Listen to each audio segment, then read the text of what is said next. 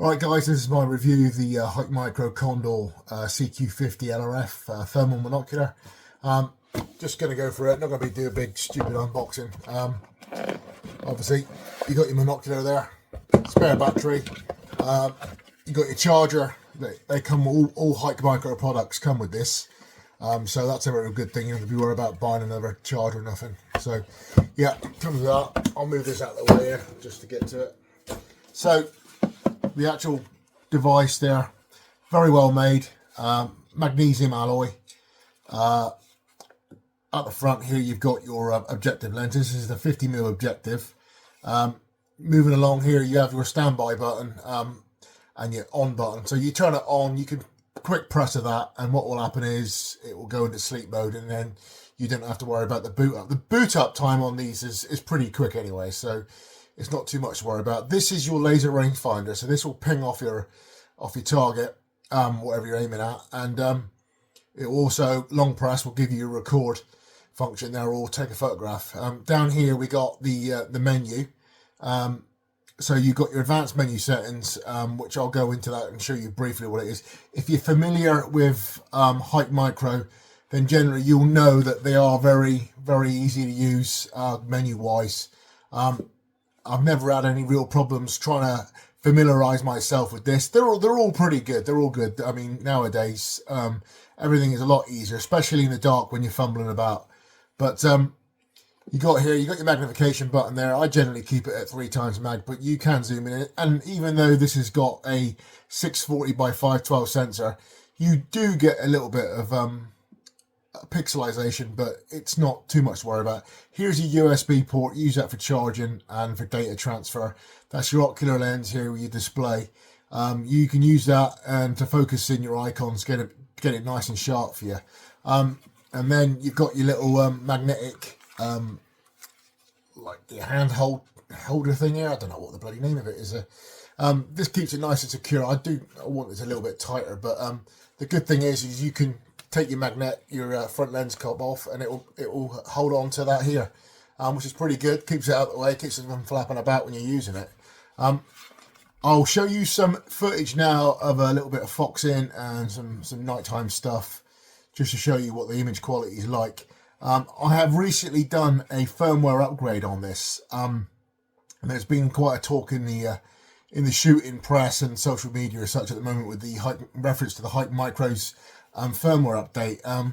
Some people didn't like what it done. I think with some devices it sort of made like the zoom function go from being a stepped zoom function to an actual like smooth continuous one, which is all well and good if you're out on on the ranges or whatever, but when you're out and about foxing or whatever, nothing's going to give you that length of time to zoom in. So hopefully now what they've done now, I believe that Hikmicro have redone another firmware update so that you can actually don't have to worry about doing all the negative stuff that they had before. But anyway, that's probably for another discussion anyway. I'll take you through now some footage that I've done, and show you what it's doing and go through the specs with it. And but I'll just say right now, I've had this probably a couple of months, bought with my own money, and I got to say I used a lot of thermals and stuff over the last couple of years since I've got the bug bitten and got into it. But this is something else. I've used the pulsars and other stuff, and I got to say, for the money and for what this actually, the specs you get, you ain't gonna get nothing better. Not at the moment. Not for the money that this is going for. There's no point me putting a pricing up, because as of November 2024, I think the price was about 2.6. I mean, to be honest, I've seen it a little bit cheaper, but the thing is, you could be watching this video two years time, and it'll be a different price. So but what I'll do, I'll take you now through some of the footage, and I'll go through the specs, and then we'll finish up.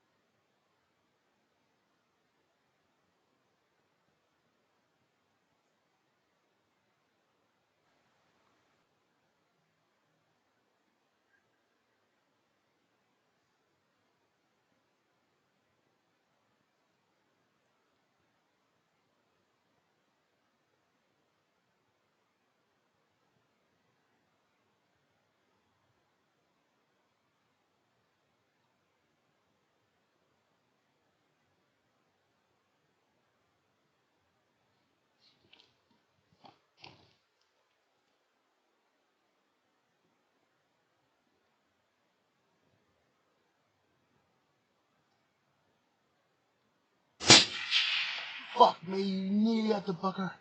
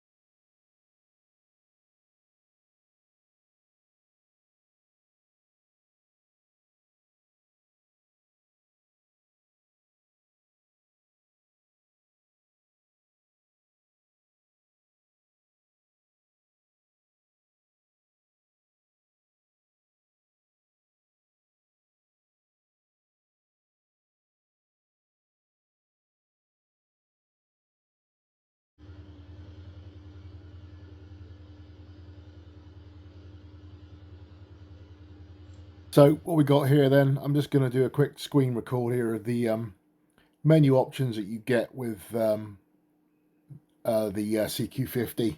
So first things first, going to go into the menu option. So that's the third button down from the top. Long press of that, and you'll come up with your brightness and all that.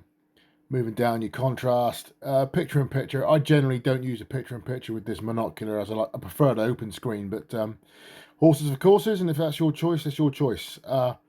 Going down here, we've got the Zoom Pro. Now this is what I talked about earlier with the firmware issue that they had. They reinstated it so that you could have stepped zoom and not just a smooth continuous one, which sounds good, but it takes you forever to get in. So that's what that is. Going down here, that is your advanced settings. So select that by pressing the middle menu button again. So want to press for that. You can change the tone. I prefer warm, but you can go to cold. Cold a little bit sharper. But again, horses of courses, if that's what you prefer. You'll see what you like when you get out there with it, depending on temperature as well. So this time of the year now, it's November, it's getting a lot colder now. Having that warm tone does set the picture off a little bit better. That's my opinion. Down here, this is your sharpness. Again, you can work on that, like a kind of like a sub menu with the tone, but it increases the image pretty well. Actually, I was shooting rats with a with this monocular there, and I could see the actual chicken wire, and when you increase the sharpness, you really can see the chicken wire very well, and any details there. So moving down here, recognition, that kind of ties in with the it's a bit like a ballistic function. So it's whatever you're looking at, whether it's a deer size or whatever quarry you're looking at, this will bring it up. So that's what that is. Moving here, that's your continuous laser rangefinder. If you press it once, it will trigger it for 15 seconds. You can choose whatever amount of time you want. I think it's 7, 15, and so on. I keep it at that. I don't mess about with that. Down here again, this is your hotspot, so you'll need that to tie in with your Wi-Fi, with your app, your Hikmicro app that you've got, your site app. You'll need that, and then after you've synced it, it will record straight away, so no issues there. Audio on or off. Got to say, Hikmicro need to be doing a little bit more research on the sound quality. It sounds like broken glass. To some people who might not really care about that, but if you're like me and you're recording your shots and you want to see what's going on and everything, the microphone quality could be better. It's not the be all and end all. So moving on here, auto screen off. Not sure what that is, so I'm not going to tell you. I've not really touched it. A lot of the stuff, most of it, you probably won't use. But if you're anything like me, you use the main bulk of stuff what's there, but otherwise, no. Hot tracking, I had that on last night, and I did. Although it does show you any of the heat signatures that you may be looking at wherever you are, I did find it a little bit annoying because it kind of gets in the way of your target identification. But if it's something that you can use and get on with, then that's fine. But for me, it's not going to work for me. So going down here, you can go into your function settings by pressing the middle button again. On screen display, you can turn all that off, so if you can have as clean a screen as you want. This here, brand logo, yeah, again, turn that one off. Going down, USB flash drive. I think that's you can sync everything from your phone or from the device straight to a USB. That allows it to do that rather than you having to. What I do, I just link this straight to my computer, and then I just offload my images like that. Or you can do it to your app. There's no real, it all works very well. It's not too buggy, and I'm not getting no issues. Auto FFC, I keep that on. I've been told by the people I bought this from just to keep that on, and Hikmicro themselves. DPC, don't know what that is, haven't touched that. Burn prevention, right, so this is very good. If you've got a little girl, like I have, a little daughter, and she wants to look through it, and she decides to point it at the sun or something silly like that, then you might end up messing up your device. Keep that on. Keep that on, so do not turn that off. So coming out of that now, that's basically all your functions there. And I'm going to give you a brief description of the specs. I'll get a screenshot, and that'll be it. Okay, quick shout out here to Scott Country International. I bought a few products for them before, and they offer extremely good service. But I'm just using this here now just to demonstrate to you, show you what the specs are, and obviously what the price. I said it was $2,600. It's not. It's $2,199. They're all about within, say, £50 to £100 on other retailers within this country here, the UK. Going down to the specs. What we're looking at here, it's got an extreme detection range of 2,600 meters, which is pretty damn far, further than anything we're going to be doing here, really. So you've got that's like a deer size object, really, is what they're talking about. You've got integrated 1,000 meter laser rangefinder, and it does ping to 1,000 meters. I have used it at that far, not shot that far, but definitely used it. It says utilizing leading sensor from the Falcon FQ50 Pro. So same sensor as what's in that that device, which is the 640 by 512 sub 20 millikelvin net D sensitivity. What that means basically is, as you can see with the previous images and the videos, it does look bloody good. The sub 20 millikelvin, that comes into play really when your actual image is, say you're out on a night where it's like miserly and raining or whatever, really rubbish weather. That's where you're going to see where you spent that extra bit of cash. So my previous Pulsar monocular was sub 40 millikelvin. Looking out last night, it was clear and it was cool, and you can see the difference there with the sub 20 and a sub 40. There is a difference, especially when it's in poor weather conditions. You will still see what you're looking at, but you won't see it with the detail that you would get with a sub 20 millikelvin sensor. So it's 2.8 optical to 2.8 optical to 22 times digital magnification. As I said earlier, the more you zoom in, the more you're going to get some distortion and a bit of pixelation with it. But you will see what you're looking for. Identity as such, fox or deer, you will see. So no problems there. You've got the Image Pro now, right?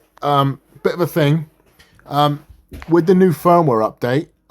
Apparently it got rid of this. I need to check again on my CQ50 just to see if this is the case, because you had the Image Pro and I think you could choose to have it whether it on or off, but with the new firmware update, I believe what they done is took away that option and it's just Image Pro the whole time.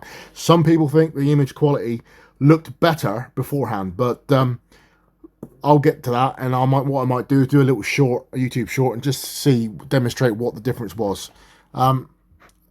And there, yeah, Zoom Pro enhances image quality when increasing magnification. Well, yes, it does, but I didn't have it on there long enough. I was one of these stupid people that went and put the firmware update on, and I think the new firmware update that's coming on the Condor, I think is going to actually go back a step and to go us where we were before. But so that's what that is, and that's the end of my review. Thanks for taking the time to watch it and hear me waffle on.